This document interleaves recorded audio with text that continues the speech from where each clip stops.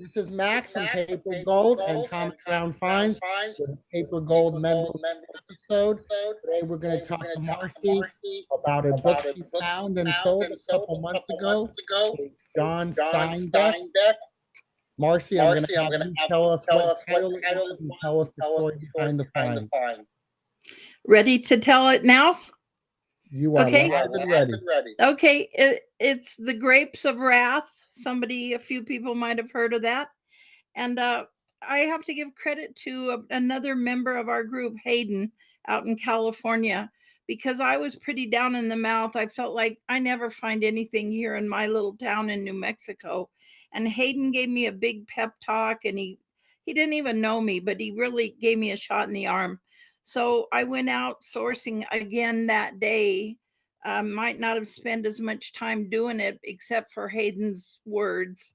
And I got a few books in my cart, and then I made one more pass around. I found this nondescript looking book, and I saw the title. I'm like, I know that title. So I've checked the copyright, but I know how tricky that can be. I paid for my books. I came home, immediately got on the Discord and started asking for help, because it looked to me like a first edition. And, that's the big brass ring. That's what we all shoot for. But I thought, first of all, it couldn't be. And secondly, if it is, I need you guys to guide me in validating that it is indeed a first edition. So so where did you find the book? Let's go here first. Where did you find the book? And what did you pay for it? Okay, I had to go about 3 blocks from my house to the least favorite book source of all of ours, but it's what's at 3 blocks from my house, and that's Goodwill. And they charge an arm and a leg. I had to pay $3. You had to pay $3 for a first edition of The Grapes of Wrath. Exactly. That's not how I saw it when I was paying. a great American classic novel. John Steinbeck, one of the great literary heroes of the 20th century. Yes. Did the book have a dust jacket? No.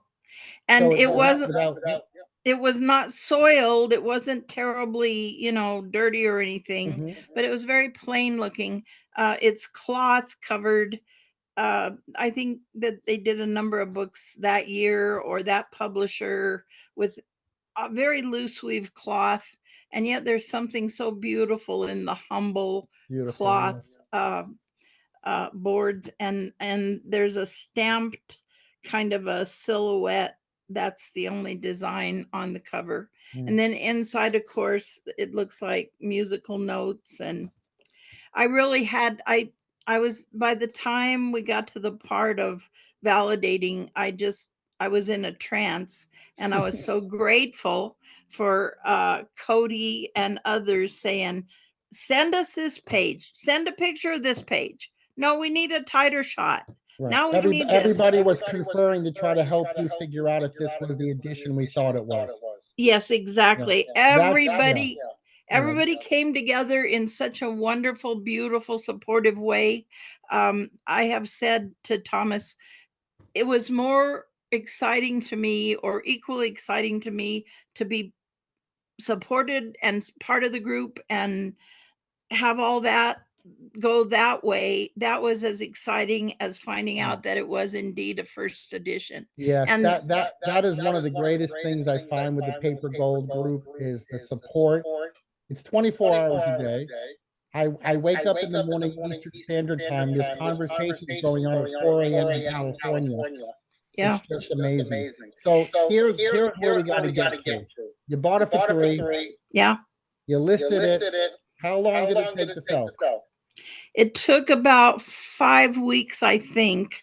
But an important thing to know about when it sold, and you know what I'm going to say, with advice, I finally came around to listing it for something 400 and something. That was pie in the sky. I had no idea. And I wasn't very familiar with A-Books or Via Libre then. So it was really a guess, a shot in the dark. And one day I wake up and there's a notification. I open it, and there's an offer for $300. Man, I went screaming around, got on the Discord. I need Max. I need Max. Help. I need Max. I remember those messages. And what did I tell you? In less, I mean, it seemed like 5 years went by from the minute I screamed for Max until 10 or 15 minutes later when you answered, and you didn't hesitate for a second. You said, well, sell it, of course, take the money and run. And so I did. With trepidation, I sold it, and then I built a box, and then I built another box out of cardboard, as Kevin Parr, I think, is the guy who guided us and gave us Kevin's such a always great, a huge help for everybody. A great mentor.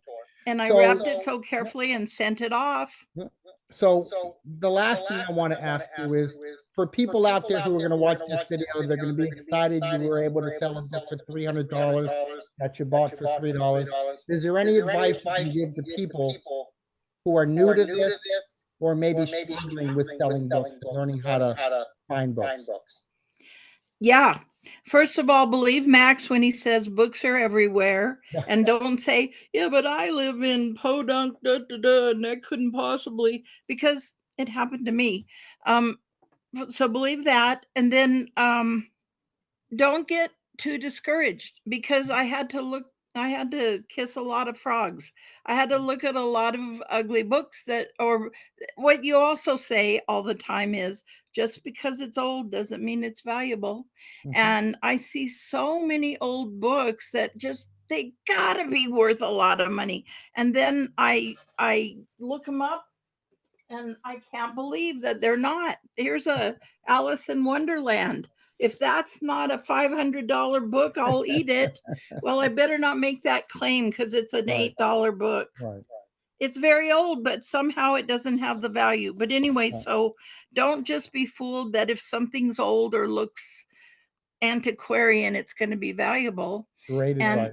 Always check every source that if you're lucky enough to come across a source, go ahead and explore it. Like, I'm always reading on the Discord of people who found a free haul, or somebody called and said, will you get these out of here? And they did, and they were rewarded by finding among the pile, finding something really valuable. Yeah, most people on the outside of our group looking in, they won't believe it, but we have well over 100 members now, and every day someone's making a great find and posting on the on the eBay scoreboard or the Amazon scoreboard.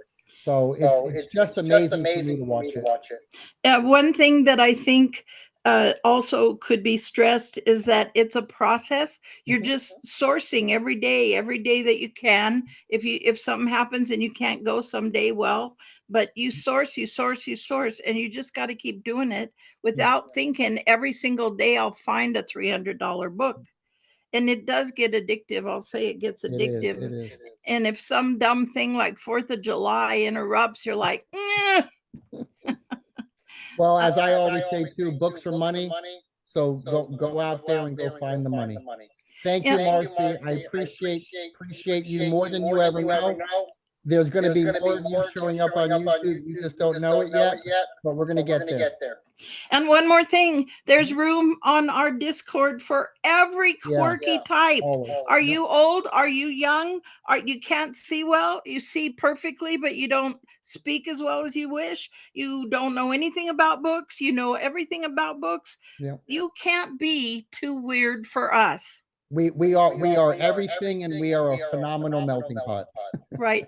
Supportive. Once you're in, and everybody holds you up. Thank you, Marcie. I appreciate it. And I'll see you Thursday night for the Zoom call. Thanks for your interest in my book. Bye.